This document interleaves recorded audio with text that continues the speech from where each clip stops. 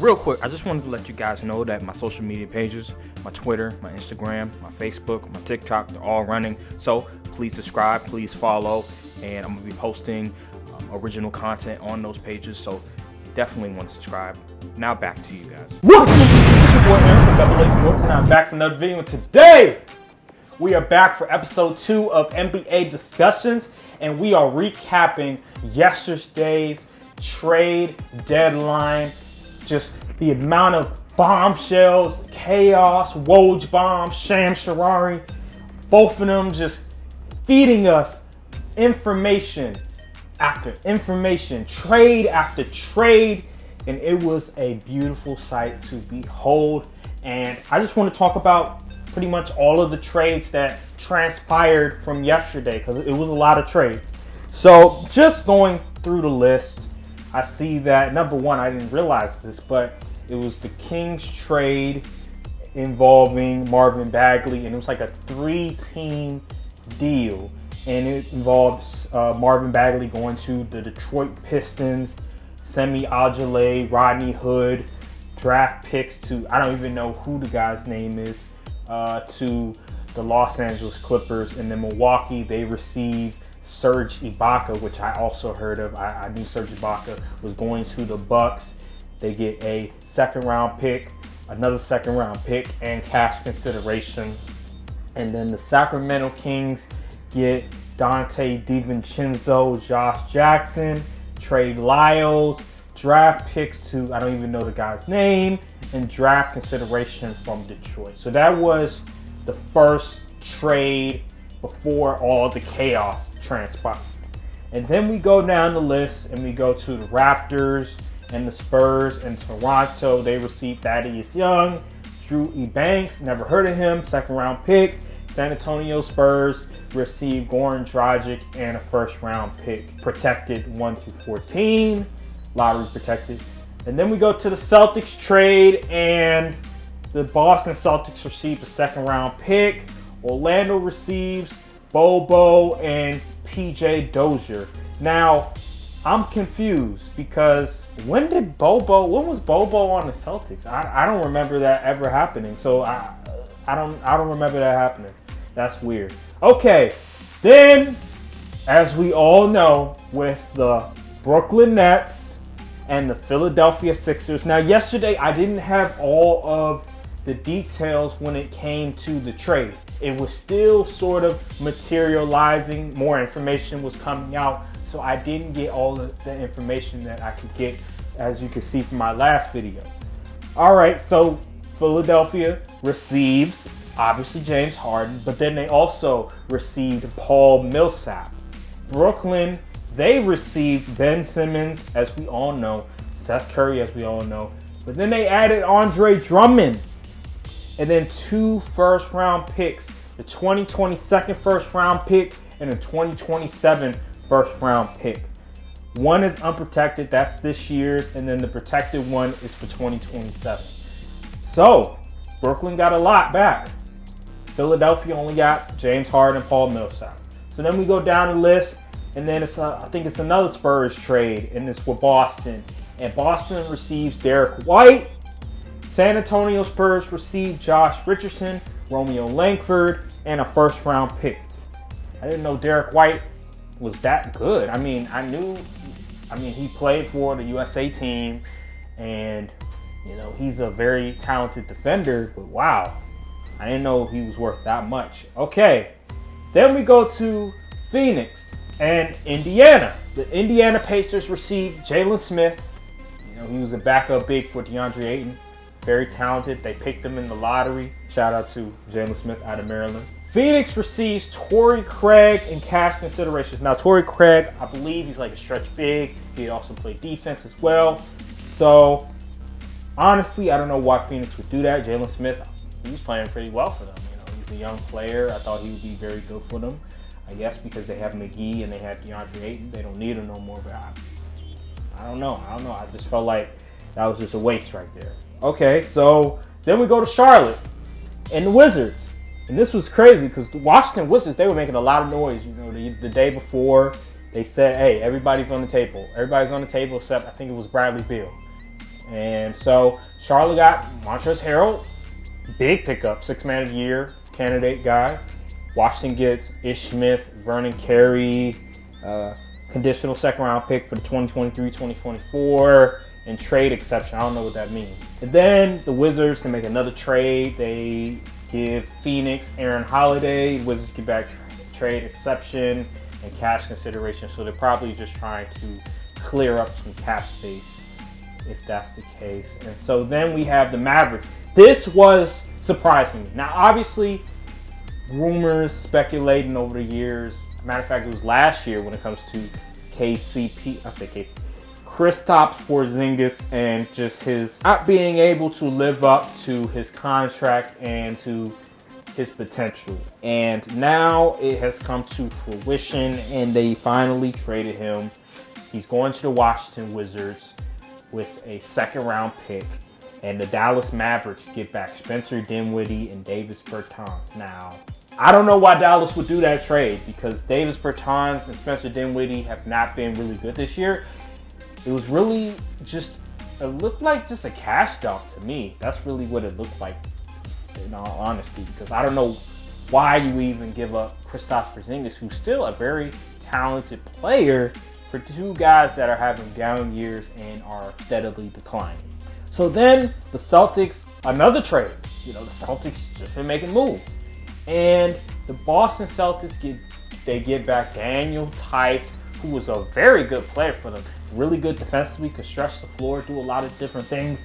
And Houston gets Dennis Schroeder. They get Enes Freedom, Bruno Fernando. So very interesting. I don't see Dennis Schroeder really playing in Houston. I feel like he's going to ask for a buyout, considering he's making $4 million a year when he could. I'm not even going to go down that. I'm not even going to go down that road, bro. I'm not even going to go down that road, because he could have had $20 million per year. But you know what I'm saying? Anyway, Enes Freedom got waived, and Bruno Fernando, I don't know what the hell happened to him. So really, I don't know what that was really all about, but yeah, I don't know what Houston was thinking right there. And then that's pretty much all the deals right there, pretty much. Nets and the Sixers, right? And there's been a debate who won the trade. And personally, this is one of those trades where you can't necessarily judge it by this year alone. Because if you think about it, James Harden, when he was with the Nets, last year he was sensational. He was still Houston James Harden. But this year, his numbers have declined. From a efficiency standpoint, from a points per game standpoint, they have declined. And so it's really hard to sort of say like, oh, this team definitively won a trade. Like, no, this team won the trade. It's hard to really say, because the Nets got a really good package. Ben Simmons, Seth Curry, who can stretch the floor, and since Joe Harris is going to be out, they have another shooter who's really good. Then you have 2 first-round picks, one in 2027 that's protected. The one that is, I believe it's this year, is unprotected, but it's whatever. The 2027 one is the most important. And then you get Andre Drummond, a guy that can rebound, he can block shots, he can score a little bit, play in the PNR. He's not, when it comes to defensive-wise, that's a different story. He's not very good. How do I know? Because I'm a Lakers fan, and we had him last year, and he was a defensive, he was horrible on defense. But, yeah, they got a lot of guys back. Ben Simmons is, as we all know, a Defensive Player of the Year candidate every year, and he can score around the rim. He can pass the basketball, and I think when it comes to Ben Simmons, this is the perfect sort of spot for him, especially when it comes to the Nets and just their talent and their shooting. But really, his role is the biggest thing, and having him as like the 3rd guy or the 4th guy, I think that's his natural sort of role. Him being the number 2, the number 1, that is not his natural role, because you're asking too much of him. He's not a volume scorer. He's not a guy that you can give the ball to and say, hey, we need 30 from you. Hey, we need you to take over the game. No, he's more of a Draymond Green type of player where he's not going to be able to score the basketball at an elite level, but he can do all of the other things, all of the other little things at a great mark. So this is going to be great for Ben Simmons. It's going to be great for the Nets because they got defense, they got size, they got another shooter. The Philadelphia 76ers, they got another superstar player to go along with Joel Embiid that they were missing, a guy that can create his own shot, and he can also facilitate the rock. He can shoot the basketball as well. And as we all know, they have Matisse Thybulle, they have Tyrese Maxey, they have Tobias Harris, and Danny Green. They have guys on that team. They have a pretty nice 8-player rotation that they can go to in the playoffs, because in the playoffs, it's really all about, okay, who are your best 8 players? Who are your best 7 players? Because you're not going to be going 10 deep. You're not going to be going 12 deep. Who are your best 8 players? And I really like the Philadelphia 76ers 8 players. Brooklyn has a nice squad as well, but the big concern with Brooklyn is going to be health, and also Kyrie Irving not being available for home games. So we'll see. We'll see how this works. Who won the trade? Right now, if I have to put my money on it, I'm going to say the Philadelphia 76ers, because James Harden, he's still a superstar player. He's still averaging close to a triple-double. And you pair him with Joel Embiid, is going to be, who is an MVP candidate, probably the MVP as we speak. It's going to be a nightmare. It's going to be an interesting duo in itself. So I'm going to go with Philly for right now. The next story that we need to talk about, and I didn't want to talk about this at all, but it's the Los Angeles Lakers and just their inability to be able to get a trade done. And they're pretty much saying, like, you know what, this season is a wash. Rob Pelinka is saying, you know what, we're not going to be able to get any trade that we want. We're just going to have to say the season's a wash and just hope, look at next season, because the deals that were out there, they would have to involve the 2027 first round pick.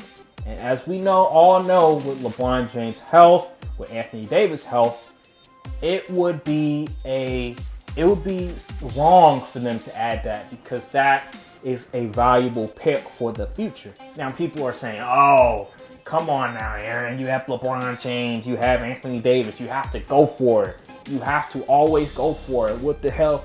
What is that pick going to do for them down the line? A guy that's still in middle school. A guy that's probably in his freshman year of high school. You have to understand that the GM is looking out for the Los Angeles Lakers. And yeah, LeBron James, obviously, he is a very important person for the Los Angeles Lakers. He's the reason why we won the championship. But when it comes to the future, very careful when it comes to the future, especially when it's like later down the road and you're not going to be able to get the players that you want to immediately change the fortunes of this team. It would behoove you to not give up a 2027 first round pick. So, am I mad about Pelinka about that? No, especially if, get rid of Russell Westbrook. You have to, especially with that Russell Westbrook John Wall trade, you have to give up a first round pick with Russell Westbrook just to get John Wall. Like, that's ridiculous. That is an insane offer, a proposal that I don't think any person with a right mind would think of doing that deal. You're pretty much trading away a guy, right, that has been a disaster, and a future first round pick that might be valuable one day for another guy that hasn't played basketball like 3 years. I saw a video of him was he playing in the gym against Michael Beasley, didn't have the acceleration, didn't have the burst that he used to, wasn't able to create his own shot like he used to. So why would I do that deal? It would make no sense. So the Lakers, Rob Pelinka, he put himself in a tough position, especially if you're going to get Russell Westbrook, which AD and LeBron, they are part of it. But then also not re-sign Alex Caruso, give THT all of that money, and he does not live up to the money, and nobody wants him because he hasn't lived up to his end of the bargain. So they were just hamstrung from the start. There was no players that people in the league wanted. The only way they'll even discuss a deal or even think about it is if you add that 2027 first round pick. You're pretty much screwed. Now, there was rumors that a 3-team trade involving the Lakers and the Knicks were close to being done, but they fell through. There was a fallout. And it was between the Lakers, the Knicks, and the Raptors. Now, what was the trade? The Lakers get Cam Reddish and Alex Burks. The Knicks get Goran Dragic and draft picks. And there was also a chance Kendrick Nunn would have been in the deal. And then the Raptors get Taylor Horton Tucker and Nerlens Noel. So that trade fell out. They didn't want to do it for whatever reason. I guess it was because of draft picks. But even if that trade would have fell through, it wouldn't have really changed life for the Lakers. I mean, Cam Reddish, he does give him some defense. Alex Burks, he does give him some scoring. But what the Lakers need is defensive wings and a center that can protect the rim. And that doesn't really solve their problems. What do you guys think? Who won the trade between the 76ers and the Brooklyn Nets? Do you guys think that James Harden and Joel Embiid will work? Will James Harden and Joel Embiid go to the championship? Will they win a championship? Comment down below, like, subscribe, and hit that notification bell, because you guys know I'm going to be posting more AA sports content, and you want to be able to get notified about the content. You don't want to be left out, and I post the video, post the next 5 videos, and you're like, whoa, what is this? When did this happen? So yeah, hit that notification bell, subscribe, like the video, and yeah, thank you guys for watching this video, and peace.